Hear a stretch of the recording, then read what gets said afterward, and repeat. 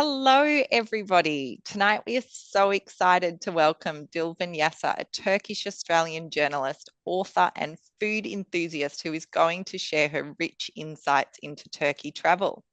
Now, just a bit of housekeeping. You can write your questions for Dilvin in the Q&A box down the bottom, and Dilvin will answer these at the end of the presentation. For now, sit back, relax, and Dilvin, it's over to you. Thank you so much. Merhabalar. I am Dilvin, and Dilvin, yes, it's an unusual name. It means to bring joy to others. I think my husband would argue that maybe that's not quite accurate. I like to believe it is. Before I get into a little bit about who I am and the tour itself, I did want to mention how hard it is just to love two nations. Now, stuck between two nations, it often means that I live here in Sydney, but I'm traveling to Turkey all the time. And when I am here, I am endlessly pining for my ancestral homeland, which is Turkey. And then when I'm in Turkey, I'm pining for Australia. So what has happened is that for most of my adult life, I'm traveling back and forth. Um, I'm always trying to find new ways to write about it, find reasons to visit. And I'm always trying to find fellow addicts that I can share my own addiction with. And I guess I'm kind of saying that maybe I'm hoping you'll be addicts with me. Uh, Addicts of carbs, shopping, landmarks, nothing bad. So to start with, a little bit about me. I am a travel journalist. I write the Doc Holiday column for Escape, which is where I answer all the questions that you might have about travel, not necessarily Turkey related. And then I also write for various publications. So it might be your in-flight magazines. It could be websites such as Nine Honey. I've written a couple of books, and also, in a case of the worst timing ever, I did co-host a TV show called Global Roaming, yes, for Channel 9, and it aired in the beginning of 2020, which you can imagine landed like a lead balloon. So that's that. So that's me professionally. Now, personally, my parents are Turkish, so I was born in Sydney, and my parents moved here in 1970. And it's quite interesting. As a kid, I really resisted embracing Turkish culture. So my parents thought it was super important that I learn Turkish, which I thought was utterly useless, quite like Latin. And I couldn't understand why I would want to learn it in the first place. And I still remember my mum saying, well, you might become a translator, you might become a tour guide. And I thought, well, that's ridiculous. I don't wish to do those things. I'm going to be a journalist or a Bond girl. I did not become a Bond girl, clearly, but I did become a journalist. And when I turned 18, I actually did move over there for a year. And I've been traveling back and forth ever since. And it's quite interesting now that I have two children. So I've got two girls, 15 and 11, and they're starting to embrace the culture as much, but they're getting an interest in the language and getting to know their relatives overseas. My husband is a Brit, but he does speak Turkish. So it's been quite difficult for us to teach them Turkish. So we go over regularly as a family all the time, which is interesting. There's quite a culture clash at times. It's funny listening to my 15-year-old going, well, why do I have to do this? And why do I have to wear that? And I remember doing that with my mum when I was that age. So patience. I don't know what happens. So let's talk about why I love Turkey so much. Obviously, I mean, I feel very connected. The Turks are warm. They want to feed you endlessly, which is my love language. I love to eat. And even when I'm eating, I'm thinking about what I'm going to eat next. And every Turk is the same. We're talking about 90 million people who just worship at the foot of carbs. I hope you're the same, and we'll get along famously. Um, so there's a warmth, and I do tend to attract craziness. So one of the things I do love is, meeting random Turks as I travel. And I love telling this story of meeting this taxi driver once who I got in his cab late at night and we were driving along. And all of a sudden he just pulled off and it was getting dark. He pulled off to the side of the road and he said to me, listen, I'm just going to get out for a sec. And he got out and then he opened the boot of the car and I thought, oh my God, he's going to kill me. He's going to kill me. He's going to get a shovel. He got out a bag of peaches and then he got back in and he said, would you mind? It's such a beautiful night. Let's sit together. Let's look at the sunset. Let's eat this bag of peaches. And that's what we did. Again, food, hugely important. And then he dropped me off. So Yeah, it's quite interesting. So I've got this whole other world in Turkey that I'm keen to share with others. And then I come home and I'm always writing about it. Um, so that's that. I do want to talk about the tour's point of difference. The question I'm most commonly asked.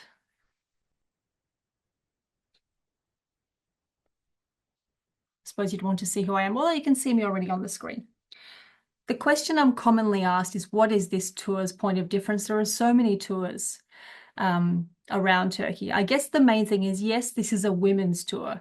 And we all know how hard it is to get a group of girlfriends together. It could be 3 or 4 for lunch or dinner, but to get, 10, 12 to tour an exotic country together, that's next to impossible. So what this is getting a group of like-minded women together, and they're going to be like-minded. Any woman who joins up for this tour is going to be really curious, really interested in the exotic and just have a lot of compassion for people and the land around them.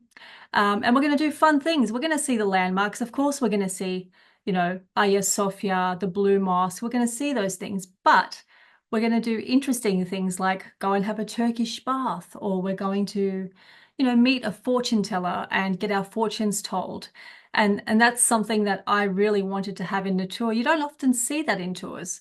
But growing up, that's something we would have dinner, and at the end, an elder would normally read your coffee cup by turning it upside down and telling you, oh, you're going to meet this beautiful man and he's going to be amazing.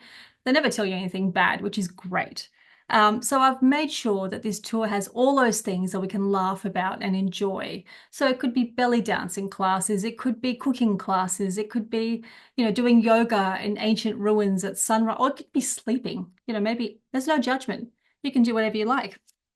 The other thing I do want to point out when it comes to difference is this is a tour that's, yes, led by a Turk, but also an Australian Turk. So it means that while I have all the local knowledge, I'm also an Australian at heart. It means I have Australian sensibilities. It means I have an Australian sense of humor. Oh, I should mention actually another point of difference that perhaps other tours don't have is that there's a big wildlife component to this tour. Now, I love animals. I hope you do too.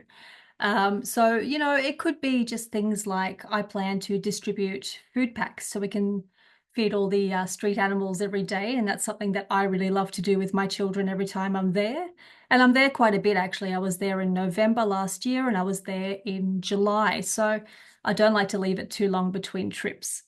Yeah, so that's the point of difference. Now we'll discuss briefly the itinerary. My gorgeous husband here has put the Turkish underneath, bless him. So we're looking at a map of Turkey. I should just point out here now, sometimes people do ask me, oh, the Middle East, is it safe? Turkey is a big country, and yes, absolutely, it's safe. Now, if we look at the map, where we're touring is basically the western side, so the left side. So you're not actually near any of the trouble-making nations, as it were. So we're starting off in Istanbul, right up there to the top left. And then we're heading down to right in the middle of the country. So you can see Kayseri, Nevşehir there in the middle, and that's where Cappadocia is. So we'll spend a few days there, and then we'll fly down to Antalya, which is down there on the Mediterranean coast at the bottom. And then slowly, and I hope you've packed your quills because the road is quite winding, we'll go along to the quaint fishing village of Kaş. These are all some of my favorite places that I love to travel with my own family, where I traveled with my mother back in the day, and now I take my children as well. And then from Kaş, we're going up to Pamukkale, which translate as Cotton Castle, which is lovely. And then from the Cotton Castle, we're doing Ephesus, so ancient ruins, to the Greek heritage of Ayvalık, which is a beautiful Aegean resort town. We'll do some wine tasting there. And then we are heading slowly up past Izmir, back up to Istanbul. I do apologize. My throat is getting a bit dry. Now, there will be wine tasting. There will be hot air ballooning. There will be, oh gosh, there'll be a lot of manta eating. So manta is one of my favorite foods, which is like a ravioli. They're quite small and they are delicious. And you have it with a garlic paste. So I think I mentioned before that I hope you like carbs because this is a big part of our trip. And then let's have a look. Now, we obviously can't talk about each destination in detail, but you can see here that some of the places that we'll be going to. You might see here on day 14, there is a strong female empowerment element. So meeting again, we're going to be a tour traveling together, lots of strong, fun women, but we'll also be meeting strong, fun local women, which I think will be fun. Now, Istanbul here is my second home. So it's my grandparents hail from Istanbul, and you'll see some images here. One of my favorite things to do is to feed the seagulls simit, which is the circular bread that you'll see as you and it's a very common thing for the Istanbuler to do while they're commuting on these ferries, to feed the seagulls who stalk you everywhere you go. So let's talk a little bit about Istanbul. Where do we begin? Now, as a kid, I used to play, oh gosh, in my grandparents' garden all the time. So I have very strong memories of this city. And when I was 18, I lived there for a year, as I mentioned. And even more recently, when I met my husband, 20 odd years ago, I still remember he meeting my cousins, and they were very keen to show off their gun collections. They were policemen, nothing dodgy, to my husband as they were meeting him, just to let him know that, you better be careful with her, otherwise you're not going to last long in this country. And then, as a young adult dating, I had some interesting dates in Istanbul. Some cannot make it to a recording, and you can certainly ask me about that on the tour. But I do remember meeting this one guy, and he was terrified of dogs, terrified. And of course, in a case when you're terrified of a particular animal, all the animals loved him. So he turned up to our date with like about 15 dogs trailing him, and he was soaked in sweat. So when I go now, I take my kids and I see them play, and I wonder if they'll date Turkish men. And I don't know. I'm pretty judicious with the stories that I tell them, but I can't help but snigger about some of the experiences that I shared. Now, something that does come up, I think, is that people tend to want to see I hate the Grand Bazaar, although I did get these earrings from the Grand Bazaar. I don't like it. I mean, I think it's amazing and you absolutely should go and arrive early in Istanbul. Definitely. It's a huge city. Go and enjoy, but as a group, it's just not great. It's crowded.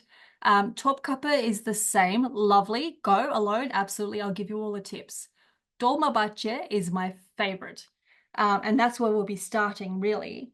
Now, Dolmabahce is amazing because it's the home of all these sultans, but it was also the home of someone who's very dear to most Turks, and that is the founding president of the Republic of Turkey, which is Mustafa Kemal Atatürk. Now, as a Turk, we all consider him our father, so I would consider him my dad. And I think any tour of Turkey really does need to belong or begin with, I guess, an exploration of his life. And much of it took place in this palace where he also died, and you get to see the room where he spent his last days. So I really do like to take people there. Again, it's a large city, so you could spend 2 weeks in Istanbul, you still wouldn't see half of it. So a great way to see that is through a Bosphorus tour, which we'll do, and you'll see most of the landmarks through the water. We'll do the rooftop bars. We will do the hammams. You will also have free time to shop, and absolutely, I will tell you where to go. Istanbul has great, first of all, really good suburban markets. And this is where, locals go to shop. They don't go to the massive touristy bazaars. And they also have outlet malls, which are fantastic. So I always go with an empty suitcase and I fill up. And I would say just go with 3 things and just load up, get that extra baggage, and we'll go from there. So then moving on, Cappadocia. Now, it's quite funny. I hope you like Cappadocia and I hope you like carbs. So with Cappadocia, it was quite interesting. I started going there in the 90s with my mother, and back then all you could find there was a few pensions and not much else really. And now you go and there's a whole industry around, the flying dresses and the photo shoots, but at the core of it, it's still about appreciating that beautiful dramatic moonscape. So the fairy chimneys and doing those hikes and crawling through those tunnels of those underground cities. Not for the claustrophobic. If you're claustrophobic, come and sit with me. We'll have a tea together. It'll be okay. So And now, of course, we've got the hotels that have the cave rooms and the stone rooms. And of course, that is what we'll be staying with, or staying in, I should say. We'll be going to Gotama Open Air Museum, which is, gosh, it's hard to even articulate the history behind this place. So we'll strap on your hiking shoes for that one. If you do want to do a photo shoot, absolutely, there are options. We can organize the big frilly dress. We can do all of that. There's a guy who, for centuries, I think in their family, they've owned this rug shop. And he's so lovely. He's very good looking, very young. She could be my kid, really. But a few years ago, he had this great idea. All these people, they weren't buying rugs, but they wanted to buy a photo basically that they could sell on Instagram and become these influencers. So now he has a drone, and people pay all this money and they line up and they get the photo of a drone of them laying on these rugs, and he's created quite an industry out of it. So, if that's what you want to do, absolutely. Just tell me beforehand. We will make it happen for sure. Now, oh, there we are. Hot air ballooning. If that's your thing, absolutely. If you want to sleep, also, no judgment. I'm a big fan of sleep. That's me. I really wish World Expeditions hadn't used such a large photo. But that is the drone shoot that I'm talking about. And he does videos and he does photos, and it really is a lot of fun. And he does make it fun. Accommodation. So you'll notice if you've looked through the itinerary, we're not staying in big name hotels. I mean, they have their place, absolutely, they're gorgeous, but I always felt like they could be anywhere. You don't stay in them and go, oh, well, I feel like I'm in Istanbul. So the places we've chosen for this particular itinerary are really rooted in a sense of place. When you stay there, you go, oh, well, I look at them and I go, well, my grandmother, if they had a lot of money, she would have had this in her home. It feels very authentic. And I think really the only thing more authentic would be if I just parked you at my great aunt's house and said, here, stay. So, Londra in Istanbul is a very good example of that. This is like, I mean, you've seen the furniture. It's interesting. It's a really good example of a 19th century hotel as it was back in Istanbul's heyday. And then, in Cappadocia, we've got the Stone Hotel right in the center of town. And then when we go to Kash, it's a very light and airy boutique hotel. It's covered with bougainvillea. It's got a pool and the world's friendliest dog. So the problem with this dog, of course, is that it only understands Turkish. So you will need to learn a few words if you wish to get it to play tricks, which it does. So here are some examples of the hotels that we're discussing. Yeah. Again, like I said, authentic. Food, my favorite topic of all time. It could very well eclipse Turkey. So Turks love to eat. I'm no different. I love to eat. I love to feed. So a great portion of this trip will be surrounded, you'll be eating street foods. We will stop by at every stand I could find. And we will have the lokma, which is, the fried dough balls drowned in syrup. And we'll pop in at ma and pa places where the only thing they'll serve is rice topped with chicken and chickpea. We'll have the fish sandwiches at the ferry ports. But we'll also do high-end dining. So, we will do those Michelin star restaurants if that's what you desire, because Turkey has a lot. It's quite interesting. Rooftop bars, absolutely. The meyhanes, which is our version of a bar where you'll have all the platters of meze laid out before you, and the rakı, which is like the Turkish version of ouzo. Yeah, it's come hungry, pack a kaftan or two and an elastic waistband, because you're not going to be disappointed. And something else that we will discover on this tour is Ottoman flavors. I hate, and I'm sure this is true of every Turk, when people say to me, oh my God, Turkish food, I love kebabs. Kebabs are great. Kebabs are great at 3 in the morning. I couldn't agree more.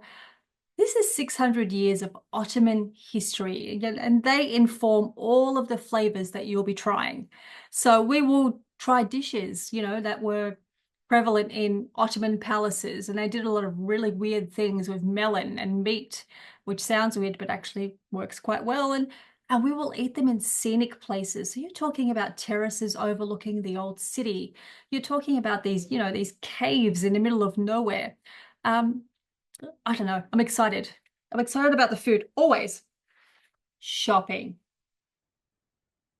Turkish tea. I hope you can drink lots of caffeine because you will be shaking by the time you are done. Tea is served everywhere you go, every shop you go into. And the correct answer always to the question, are you hungry? Are you thirsty? Is yes, of course. So I'm probably the only Turk who doesn't like baklava, but I will go all out and eat that with you. So shopping, alışveriş. My husband Lee has not used a Turkish characters, which kills me, but I can't complain because he did this for me. So shopping, Grand Bazaar. I know you'll want to go. That is excellent. You absolutely should. What I do want to say is we are going to a lot of places. So Cappadocia, for example, is known for its pottery, its ceramics. So if that's what you want, then that's where we'll go. We will visit the shops. There will be no high pressure selling. So I'm a bit of a tough nut. And because I've been going to Turkey for so long, I am very good at shutting people down. So there's not going to be no high pressure sales tactics. There's going to be no buy a rug. If you don't want to buy a rug, you don't have to buy a rug. You just let me know and I will make sure that no one pressures you for a rug. Denizli, which is near Pamukkale, is known for its Turkish towels and textiles. So if you want to buy a set of Turkish towels, you want to buy bed linens, it's dirt cheap. Dirt cheap. It's ridiculous what we pay in this country. So yes, please go with an empty suitcase, is what I would say. And of course, the outlet malls. I know we're not technically visiting them on this trip, but absolutely contact me beforehand. I'll set up a WhatsApp group, and I can give you the tips on where to go. They are sensational. That's Antalya there. Ephesus.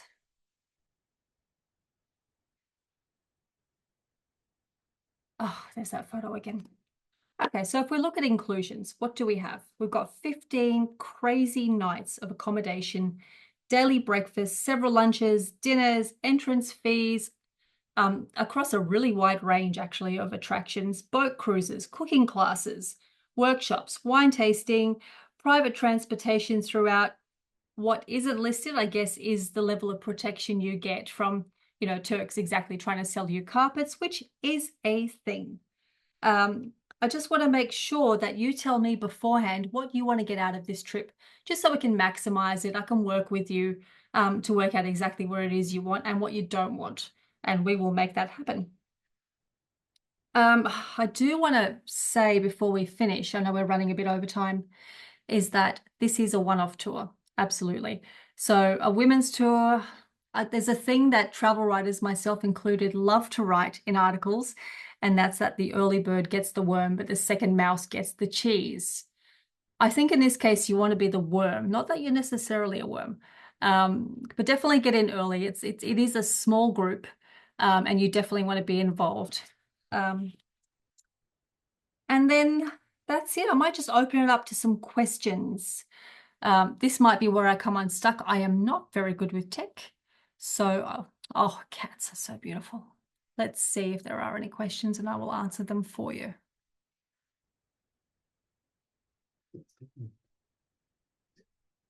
I'll read them out for you.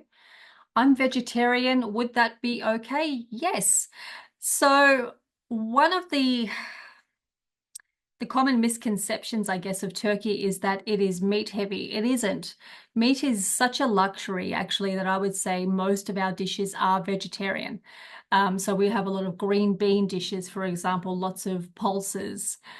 You will be completely fine. Absolutely. So that's great. The second question is, will it be really hot? No, because we're going April, May, it'll be cool, low 20s or so. So you'll be fine. As we go south, it warms up a little bit, but certainly no more than mid to high 20s by that stage.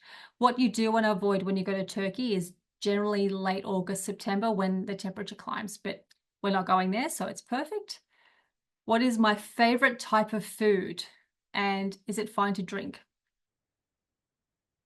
Yes, absolutely. Turks love to drink. It's quite funny, our government likes to talk about the national drink being ayran, which is a local yogurt drink. Every Turk will argue it's rakı, which I mentioned before is the Turkish version of ouzo. You can drink as much as you like. Also better when you're listening to those lovelorn songs. Rakı goes with that.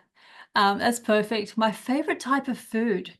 Oh, okay. So I have two. Oh, maybe it's three. I love food.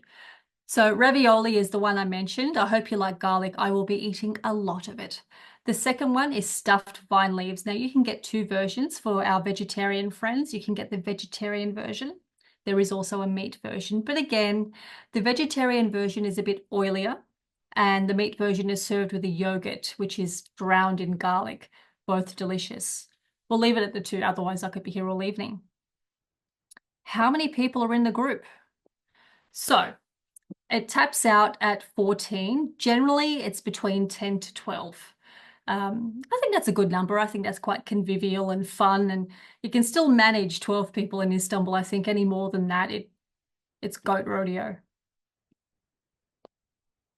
Will there be many women traveling solo? Yes, it's quite funny. At the moment, and this is with my experience as a travel writer, this is the big trend in travel, and particularly in the Middle East. No matter where I've gone, and I go to a lot of places, it's full of women traveling solo. And it might be they have partners, but for some reason, men just want to stay home and potter. I don't know why, they just get old quicker. But women are adventurous and they want to keep going and going. So yes, there'll be plenty of solo women traveling. God, we're going to have so much fun. Yes. So yes. Do you have any further questions? That's it for the questions. Amazing. Thank you so much, Dilvin. That was such a fascinating webinar. And thank you so much for giving us all of your insights and your time tonight.